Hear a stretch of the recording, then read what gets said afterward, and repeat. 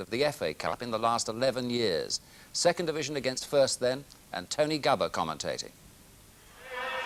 4 First Division teams have lost cup ties at Valley Parade in the last 18 months, and there's a capacity 16,000 crowd to see if Tottenham can survive today, where Newcastle, Southampton, Oxford and most recently Everton have all lost. Spurs have already spent £4 million rebuilding half the team since that embarrassing 4th round FA Cup defeat at 3rd Division Port Vale last season. But the most expensive acquisition, £2 million, Paul Gascoigne, is still a spectator, having failed a late test on an injured ankle. It's a blow for Spurs as they face 2nd Division Bradford, who are unbeaten since that remarkable 3-1 victory over Everton in the Littlewoods Cup last month.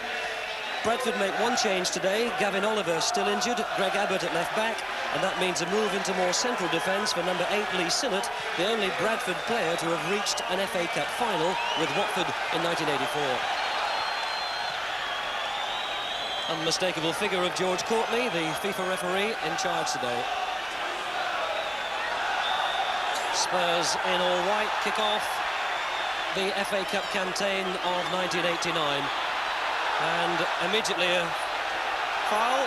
Mark Leonard penalised, Tottenham with a free kick in the first few seconds. Gary Mabbott will go forward, and George Courtney has to bring his authority to bear in the opening 10 seconds. Waddle and Fenwick together with the free kick, an early opportunity to get the ball into Bradford's penalty area. Stewart. Now with chance to get in an early cross. Mabbott's header. Important early save by Paul Tomlinson.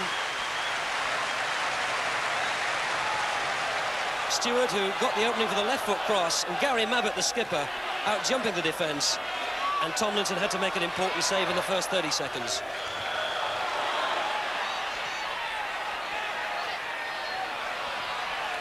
Jackson was in. And continues a forward run, fed by Leonard. He's got Ormonroyd to look for. Here he is! Butters in to make an important tackle. He's done really well, Guy Butters, for Spurs since he came in to replace the injured Gary Stevens. And he never let Ian Ormonroyd get anywhere away from him. 6 is Evans. 3 is Abbott. 11 is Leonard. Good build-up by Bradford. Palin. He showed too much of that to Butters. And now Stewart on a chase. Oh, and he's got the legs of Evans, and the tackle from the back. Well, Stewart thinks it should have been a free kick for Tottenham just outside the penalty area. But George Courtney wave play on. David Evans was the defender who put in the tackle that 1 or 2 may feel just clipped the legs of Stewart and pulled him back. Bergson. Pursued by Abbott. This is Waddle. Steps away from trouble neatly. Fairclough. Mitchell Thomas, who was almost hospitalised by that ball from Fairclough.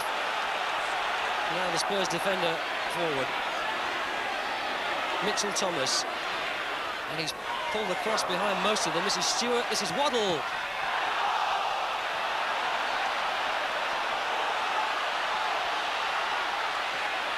Oh, there's a break on now. This is Banks.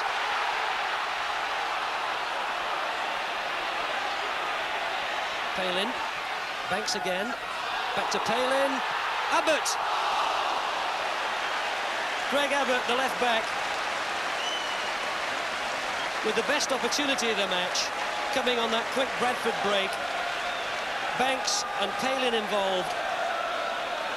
The little flick through by Banks was to try and find Palin. It came away from him and fell for the fullback, whose first-time shot wasn't far enough to either side of Bobby Mims. And the gentleman to the right as we look there, with his, he had his hand against his mouth.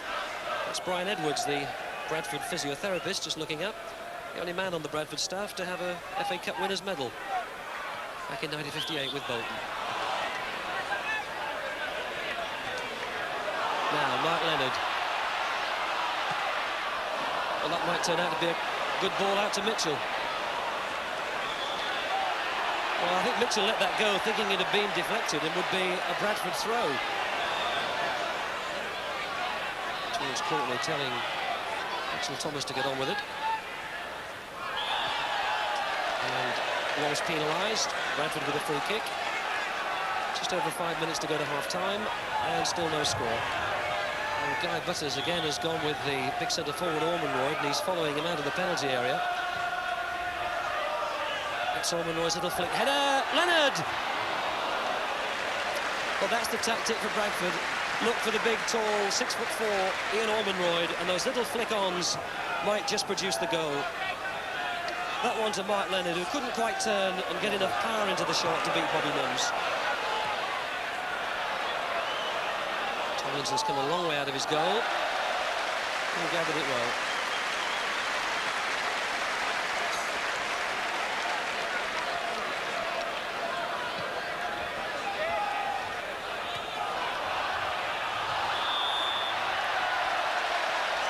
And with 3.5 minutes to go to half-time, Bradford with another free kick. Mark Leonard shouting instructions. And taken out to Mitchell. Oh, it's a great goal!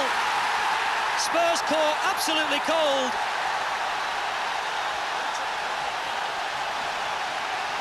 Well, that's the goal that Bradford have been looking for. And didn't they catch Tottenham on their heels? Spurs were walking back into defensive positions. I think it was Mick Kennedy who took the free kick so quickly. He just played it out right.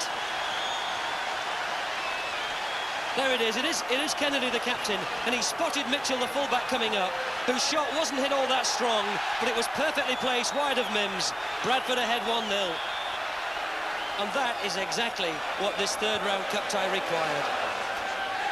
Well, we're going to Wembley is the chant from the Bradford crowd, and with their side already into the quarter-finals of the Littlewoods Cup and leading First Division Tottenham 1-0 at half-time in this third-round FA Cup tie, they may well prove to be right.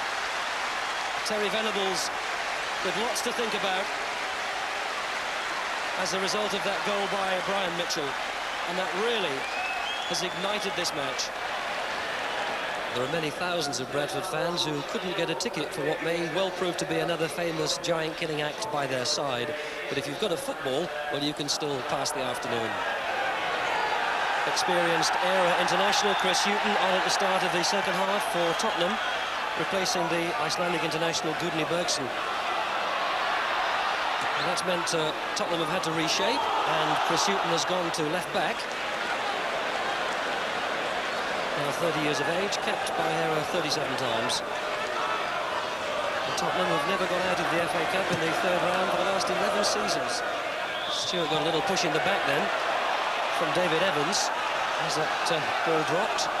And Spurs in turn have taken the free kick quickly. Waddle, out from under the goalposts. And Banks, I think, was the saviour then.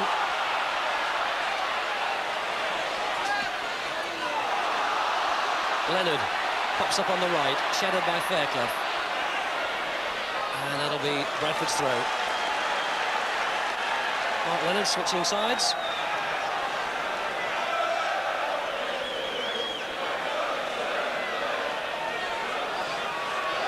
Kennedy with the throw.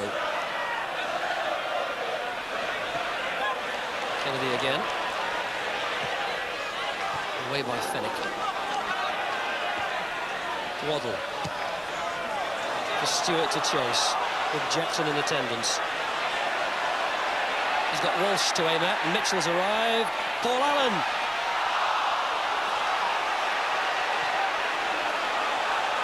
They've come out fired up at the start of the second half, Tottenham, and they'll know they've got to get back into this match quickly. Fennick. Looking for Mitchell Thomas. Headed across goal. Walsh! Well, he's not the biggest player, Paul Walsh, and he didn't do enough with that to test Tomlinson. Mitchell Thomas popping up on the right now. He's gone to right back to replace Gudni Bergson, taken off at half-time. Evans puts it into touch.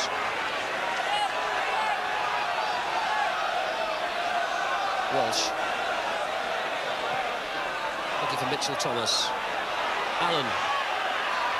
And away by Jackson. To Mark Leonard. Popping up all over the field, Mark Leonard. Oh, that's a blatant obstruction, but George Courtney waves things on. Mitchell Thomas. Stewart! Oh! Oh, what a pity. It was a good decision by our FIFA referee, George Courtney, because it was an obvious attempt at a block, but he let Mitchell Thomas go on, and the cross to pick out Paul Stewart, well, it was perfect, wasn't it? And didn't that look a goal all the way, and just wide of that far post. Kennedy upended by Paul Allen.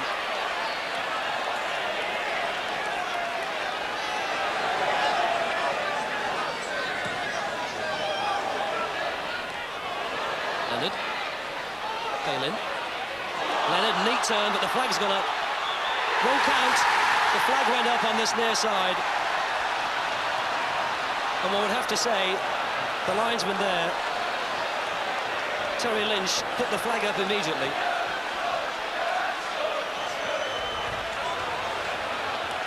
So Greg Abbott, disappointed, the goal doesn't count. With 26 minutes left to play, it looks as though Tottenham are about to make a second substitution.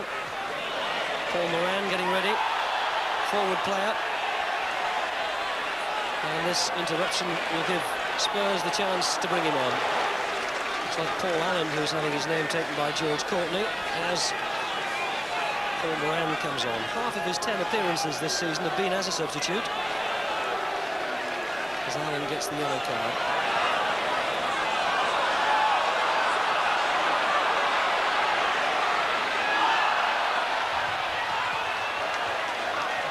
Bradford are defending like tigers, and Fairclough was holding back Leonard. And, well, now there's a problem here.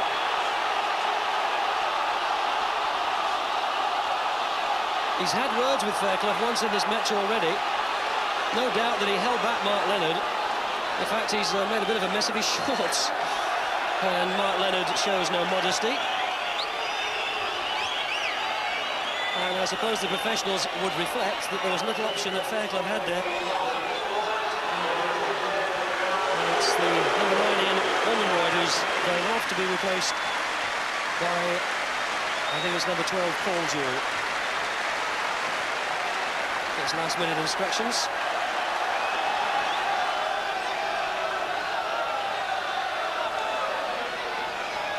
There's 4 minutes left. Fairclough for Spurs. To Allen.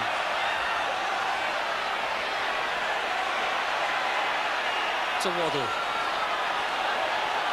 Moran on the right. Now gone inside.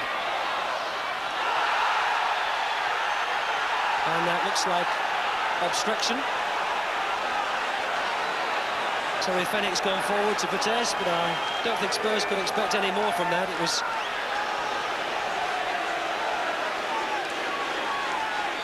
fairly clear obstruction. That's given Spurs an indirect free kick just inside the penalty area. And Spurs have got 7 forward. Allen.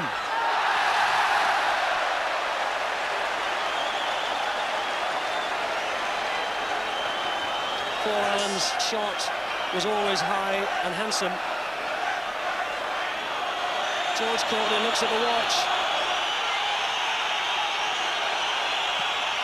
And there it is, a famous victory for Bradford, where others have fallen in the past. Now it's the turn of Tottenham, and who will relish a 4th-round draw that brings them to Valley Parade? Brian Mitchell's goal, a great strike just before half-time. Terry Venables walks away. It's disappointment and dismay for the Tottenham dressing room, but it's joy and celebration here. The lights are burning on the roads that lead to town, and there'll be celebrations here tonight. Make no mistake of that. A victory that was in no way a fluke, which was thoroughly deserved, and which Bradford can savour. So another upset. Fair result, James? Yes, got to confirm that. It was a stylish game, as Tony said. It wasn't a fluke. They played with some style, close game, and just came out on top. And I don't think Spurs' claim for a penalty was quite substantiated. It was close, good try, but no. OK. Well, now Everton are...